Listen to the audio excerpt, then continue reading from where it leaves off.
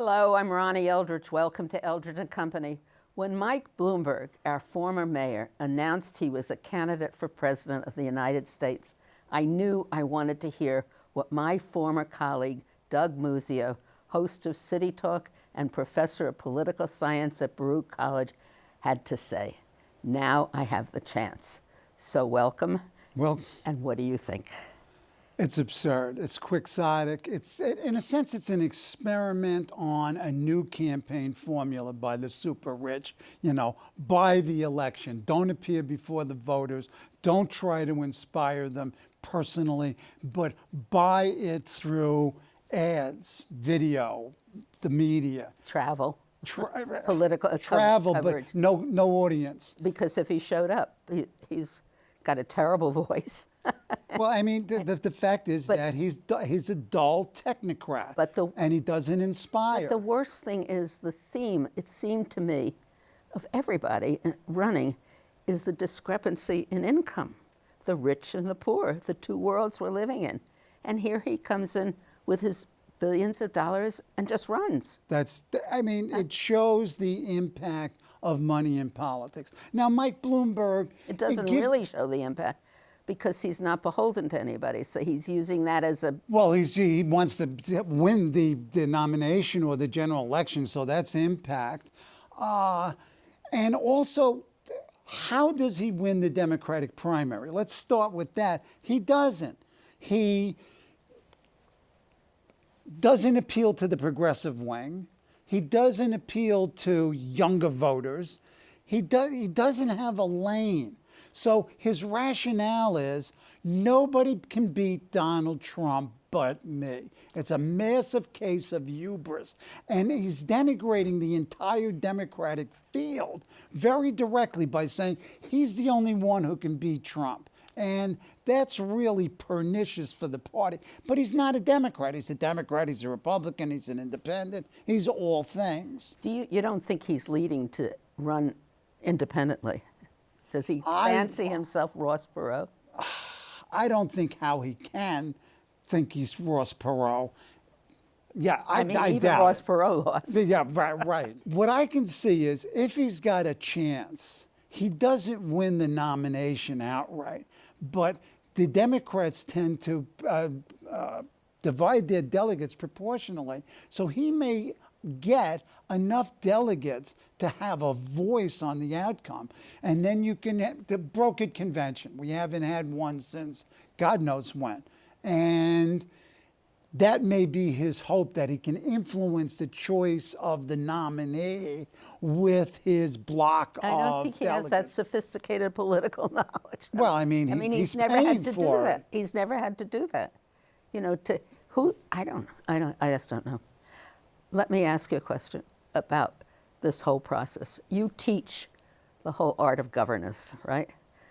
What do you think about this primary and the way it's been set up, the debates, the criteria, and the candidates? The debates aren't debates. They're soundbite forums. There's very little light, a lot of heat, but it does give you a sense of the candidates, which you don't see with Mike Bloomberg because he doesn't expose himself. Right. But you do get a sense of the Warren. You do get a sense of where Biden is. You do get a sense of, where Buttigieg is. So, they're valuable. I don't particularly care for the format, but it's a question of numbers. I don't know how I would structure it, but it's not enlightening, and you turn it off. In fact, I haven't watched the last two debates. Yeah, that's so interesting. I've watched them, and I've been depressed by watching them. How much money, I wonder, do they cost to put them on? I don't know. To give each candidate 5 or 10 minutes just to speak directly, to vote, would be much more advantageous, it seems to me, for candidates. I don't know. I don't like it now that they're fighting with each other. Well, and I don't like the interpretations. Do you think the press is more active than it has been? No, I think the press is, I believe that the press is generally responsible in covering the candidates. Yeah, I do too. I agree. But do you think there's more coverage now? Well, the problem is that Trump has sucked the air out of the dialogue. And there's this miasma of anxiety and tiredness already. I mean, I'm getting tired. I mean, I'm an addict. I'm a junkie. And I've listened to the impeachment inquiry and some of the debates, and I'm really tired. I'm burnt. So I think the major Trump effect, and it may have an impact on the election, even though I'm going to vote for any Democrat, Mickey Mouse, he's in. But I think that the attentive public, Democrats, are, I don't know, I think you're getting news overload. And maybe it's part of Trump's strategy, but it's I feel there. the same way. It isn't only news overload; it's the haranguing and the debate and the yelling and the screaming and the lying. And lying. you got distortion. You got liars and liars and liars. You got Graham, who talks out of this side of his face in one era and another side of his face. Did you There's watch no his shame. Did you watch his committee today? No, I didn't. I don't know was what teaching. I couldn't figure it out. I'm also a great, ardent, very interested. I don't like to call myself a junkie, but anyway. But I don't watch the news anymore. I don't watch. I watch the Great British Baking Show. I found it's so, I don't know why, I don't even hear You got to clear your head. What are we doing? I mean, what are we doing to the country and to... You're on the road to an authoritarian state. I mean, it's the total lying. It's the political whoredom of the Republican elected officials who just lockstep in terms of what Trump says. And again, it's only the professionals like the IG who tell the truth, or the State Department officials. Barr is a menace. He's the biggest menace except for Trump, except Barr's smarter. They are ideologues, and if there's ever going to be a coup in the United States, the coup is by them. He has control of the government, except for the House. And, impeachment, I don't know if it works in the sense of electorally in 2020. Do the Democrats on those marginal districts, which were Republican and they took them over in 2018, if they'll lose control of the House? But I think it was absolutely essential that they impeach the president. I agree with you. You have to have principles. Right. And there is no doubt that what he's being charged with is a legitimate reason to have it. And it's only one of a potential 4 or 5 articles of impeachment. The emoluments clause, the obstruction and Mueller form. I mean, they're not including any of them. I understand that they're streamlining it, they're making it simple, they're making it direct, they're making it one issue. I don't know. The emoluments issue is an important one. Outrageous. Right? And then the whole family is corrupt. They're paying millions of dollars in fines. They're not allowed to, conduct the business of their charitable organization. It's really incredible. We have a crime family with a mafioso who talks like a mafioso, a Queens guy like me. He's a thug. He's a thug, and the ideologues have taken over. Yeah, that's right. And without them, the ideologues have taken over, and also there are the invertebrates, the spineless, those who in their heart know that this man is corrupt at the core. They will not vote against them. They're afraid they won't get elected. Oh, I know. They're afraid of the base. Well, it's a cult. You see these crowds in these stadia and these arenas. It looks like a Do you really think the majority of the American public would vote for him? I don't. No, well, the See, majority I of the can't believe American it. public didn't vote for him the last know, time. but Hillary Clinton got 3 million more votes. But now we know better, and we know that we have to do more work. And But you know what he's trying to do? He doesn't expand the base. What he does is he turns out the base, and he excites the But base. we know- There are no Democrats who are yet exciting the base. But you know that if we have a nominee, that the main attention is going to be those states that could possibly go right. red. I mean, you know. Technically, I really deeply believe that he's not going to get reelected, but I get really terrified at times. Well, you got to do. You look got to at do. the judiciary. Look at what he's done in the courts. Well, he's done it. He's he- done it. He's done it in the courts. But he's done it in the executive administration. I mean, he's done it in the legislature. Come on. The boldness that he has, and now Barr, of the distortion and the lying. There's no shame, and he's can't accept it. delegitimized the media. He's delegitimized the FBI. He's delegitimized the military. But then he's delegitimizing so he can reign. I mean, it's classic authoritarian moves. And it's like 1984. If you listen to the shamelessness, the lying, the history hole where they rewrite history, it is Orwellian. Now, don't talk so loud, and let's really go into the. Oh God, you're infuriating me, young woman. I'm speechless, sort of. What do we do? How do you go?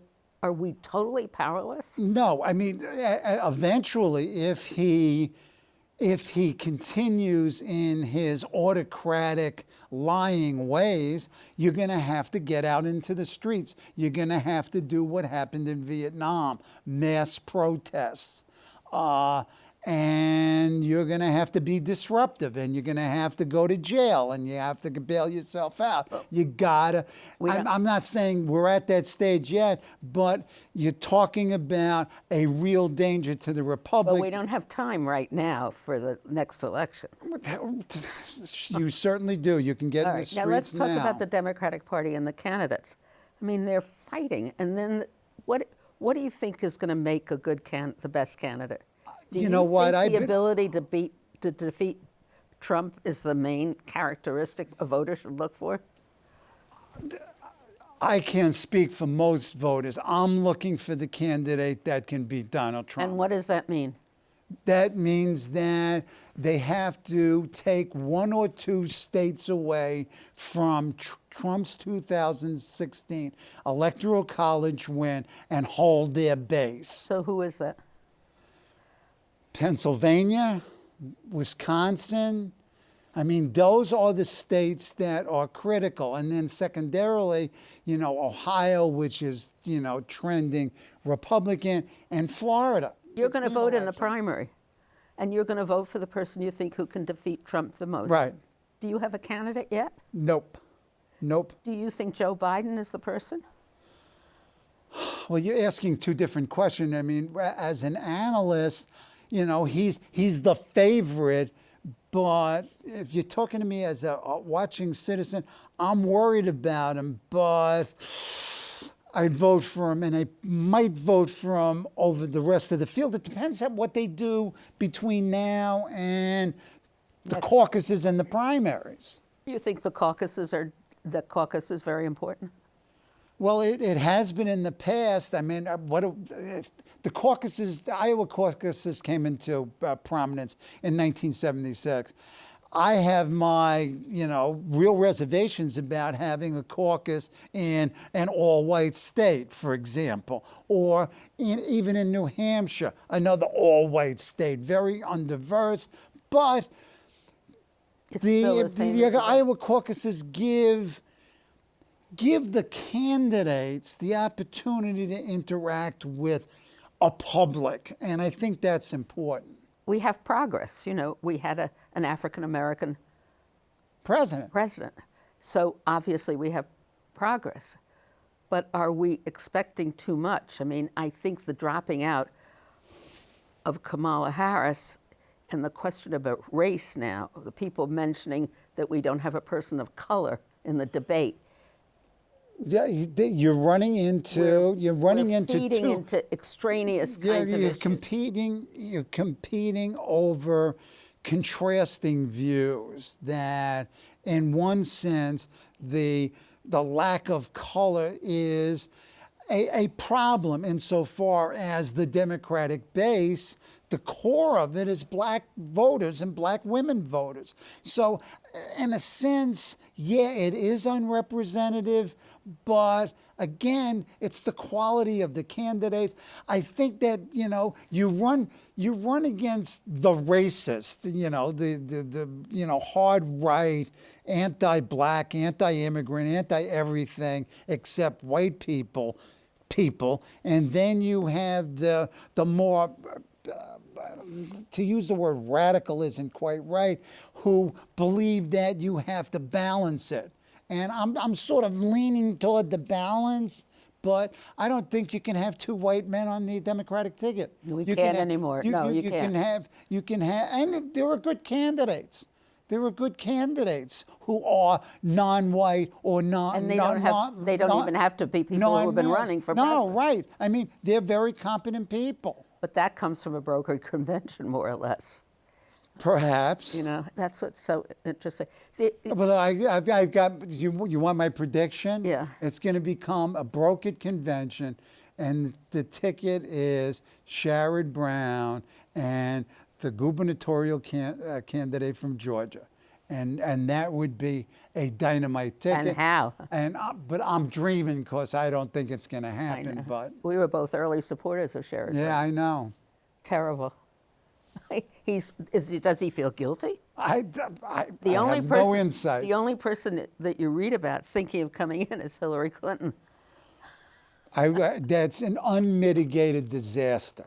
She would lose because she's alienated elements of the Democratic Party, like me, because she ran such a miserable campaign in 2016. It's not going to improve. Right. The interesting thing is, if it were a primary between Bernie, and Elizabeth Warren, Sanders and Warren, it would be, what would it be? It would be on policies. They'd have to further refine their position. Oh, yeah. They wouldn't be complaining about, well, maybe they would, who she worked for earlier, or that he went to Cuba, or that kind of stuff. You do everything within the bounds of law and some sense of priority to kill your enemy. You think that's right? Well, you think it's natural? I believe it's natural. It would be natural for me. Oh, I can imagine. Oh, nice. Thank you. It just makes me so unhappy to hear them nitty little things that are becoming so important. Well, what I see is that we're living through the most... I don't think it helps. Look at Kamala Harris. You think that question that she asked in the first debate of Biden won her many votes? It gave her a short-term blip, and then it faded. I mean, you can quibble about. But what do people and remember strategy. after the short-term blip? They remember she went after him. Right. They don't remember that she questioned. Yeah, but that campaign had other problems internally. Definitely. So I mean, it's a whole conjury. But then the interpretation comes. She had trouble because she was a black woman running. Well, I mean, I think that is certainly possible. I mean, I'm from Jersey. Cory Booker is my senator. He is, I feel, an outstanding human being. I mean, he lives in the projects. He's thoughtful. He's articulate. And he's getting no traction. I don't understand that. And I don't know. He got me the other day because he was so nice. I just mean, he talks about love, and then the rest of them are all talking about horror. Yeah, I know. I mean, and the atmosphere is getting so toxic. Well, it's toxic, but the stakes are high. The stakes are real high, because I think we're in the most parlous period of American history, even more than what I remember of the anti-war movement being part of it, and Watergate, I because don't think they were nearly as serious. no, I mean, in some senses, I did my doctoral dissertation on Watergate. Watergate is going to be a third-rate burglary compared to the horror that's this administration. And we're lacking some of the senators who had a quality different. That's right. Both Republican and That's come from that, I mean, this division that's come. where are the Howard Bakers? Yeah, right. I mean, there are no Howard Bakers, and the situation is we're really deeply divided, and I don't see how you build a bridge between the both. And this, I'm very pessimistic. and the Republicans are subscribing to the racist, everything else. Well, they're happening. buying everything that Trump believes in, says, at least You think he overtly. really believes in all this? I don't know what he believes. can't believe. No, I believe that in his heart he's a misogynist, a racist, etc. And a liar, a pathological liar. And I believe that he has deep psychological issues. They've got to repeal the Goldwater rule, where psychologists can talk about the various syndromes that this person has. It's just, but it's a pivotal point in American history. And I think that it will, I mean, you could write a novel about what could be the impact of him winning in 2020. And if I'm writing the novel, it's a dark dystopian novel. So you know what the problem is. Do you have any suggestions for solutions? Trump has got a unique capability to inspire his core voters, and it's brilliant in its lying and its To boldly lie. right, Some of and these no other guys. shame, and to Yeah. call the FBI scum, and just his language is foul. It's thuggish. This is his Queens upbringing, if I might. Well, you haven't- No offense on Queens residents. You haven't really given me a great solution. I mean, or a proposal for what people should be doing. I think they should be, number one, contributing. Number two, volunteering. Number three, you got to activate the young people. You got to get them to register to vote. You got to get them to engage in the election. You got to convince them that this is a critical turning point and that they will be screwed if they don't vote. So what do your students say? My students see much the same thing I do. I mean, there's a diversity of opinion. But I've got, there are minority but pro-Trump students in the class. But why? What do they say? well, We're running out of time, so say it fast. Well, I mean, they offer reasoned, semi-reasoned reasons for going for him. They're not totally just parrots repeating things. But I mean, I'm dealing with a really small sample, one or two people in the class. What I really want to know is, are your students ready to vote? Yes, I believe they are. They are registered to vote, and I think they're ready to vote. Both my undergraduates and my graduate students are registered to vote. They don't have the cynicism that they could well have, or they feel it's an emergency. I think it's there's an emergency. It's urgent. Yeah, I think so. And that's not all students. It's two classes worth of Yeah. students. But you must get a sense. Oh, sure. And then, I've taught in previous semesters leading up to this. And They're overwhelming. They're blue. I mean, they live in New York City. They live in New York State. They have a blue orientation. And they're blacks, whites, Hispanics, Asians, South Asians. They're everybody. And I've got the universe in my classes, Yeah. and they feel the impacts. Okay. So hopefully they won't become cynical about the ability to change. Oh, hopefully. Well, thank you. We're finished. Are we going to be able to last with our exasperation? I doubt it. I doubt it. I'm going to become a monk. No, I don't think so. No. Anyway, thank you very much. You're welcome.